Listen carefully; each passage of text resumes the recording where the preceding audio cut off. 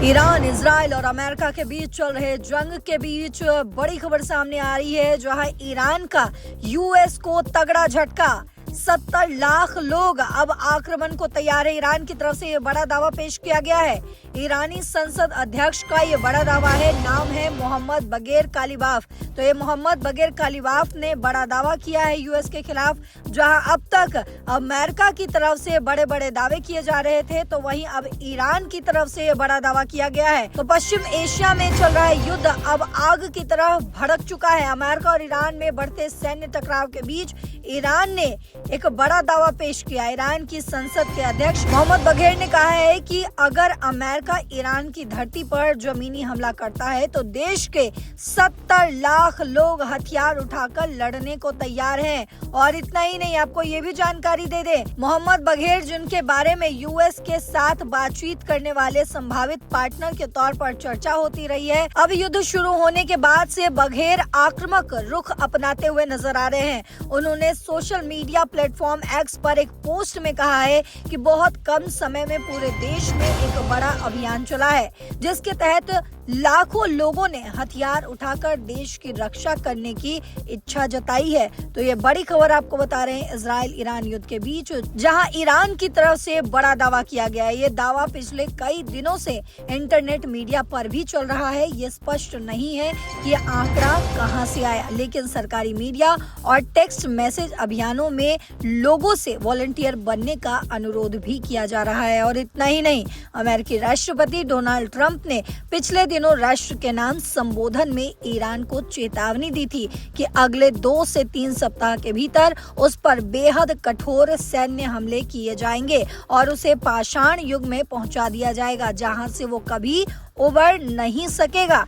तो ट्रंप की इस चेतावनी के तुरंत बाद ईरान ने जवाबी बयान जारी कर दिया है और कहा है कि अमेरिका के खिलाफ संघर्ष तब तक समाप्त नहीं होगा, तब तक खत्म नहीं होगा, जब तक वॉशिंगटन को स्थायी हार और पछतावा न हो जाए। वहीं ट्रंप के संबोधन से युद्ध समाप्ति के कोई संकेत फिलहाल देखने को नहीं मिल रहे हैं, लेकिन अंतर्राष्ट्रीय बाजार में कच्चे तेल की कीमतें $112 प्रति बैरल तक पहुंच चुकी है।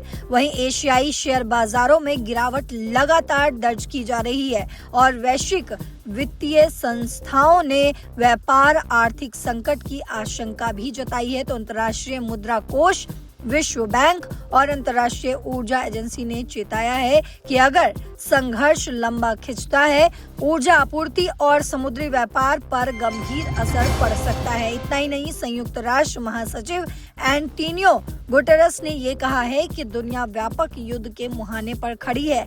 न्यूयॉर्क टाइम्स के अनुसार राष्ट्र के नाम अपने 19 मिनट के संबोधन में ट्रंप से ये अपेक्षा की जा रही थी कि वे ईरान के साथ चल रहे युद्ध को समाप्त करने या किसी युद्ध विराम पहल की घोषणा करेंगे, लेकिन उन्होंने ऐसा नहीं किया। उन्होंने अपने अधिकांश पुराने तर्क दोहराते हुए कहा कि अमेरिका ईरान में अपने सैन्य अभियान को समाप्त करने के बेहद करीब पहुंच चुका है।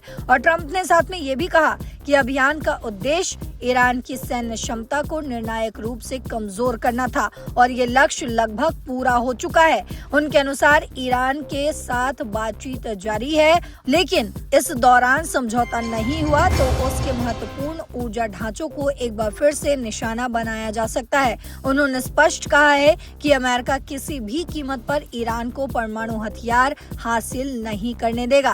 तो ट्रंप ने दावा किया कि अमेरिकी इजरायली सैन्य कार्रवाई के बाद ईरान में वास्तविक सत्ता परिवर्तन जैसी स्थिति बन चुकी है। उन्होंने कहा कि हमने कभी शासन परिवर्तन को लक्ष्य नहीं बताया, लेकिन ईरान का मूल नेतृत्व अब समाप्त हो चुका है। उनके सभी प्रमुख पुराने नेता मारे जा चुके हैं। तो ये बड़ी बातें डोनाल्ड ट्रंप की तरफ से कही गई, लेकिन रॉयटर्स के अनुसार ईरान के खत अल अनबिया केंद्र मुख्यालय के प्रवक्ता इब्राहिम जुल्फागारी ने ट्रंप के दावों को खारिज करते हुए कहा कि अमेरिका की यह धारणा गलत है कि उसने ईरान की सैन्य क्षमता को निर्णायक रूप से कमजोर कर दिया है।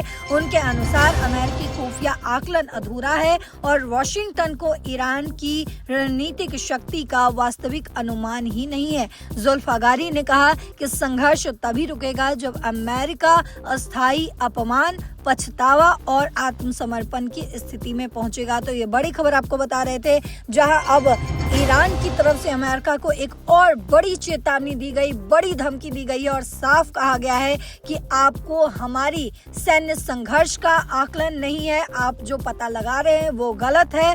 और आपको ये भी जानकारी दे दें कि ईरान की तरफ से ये दावा किया गया है कि 70 लाख लोग अमेरिका से लड़ने के लिए तैयार हैं। इस पर और जो कुछ भी अपडेट निकलकर सामने आएगा, तमाम अपडेट्स के साथ एक बार फिर आपके सामने हाजिर होंगे। तब तक देश और दुनिया की बाकी खबरों के लिए देखते रहिए दैनिक जागरण। नमस्कार।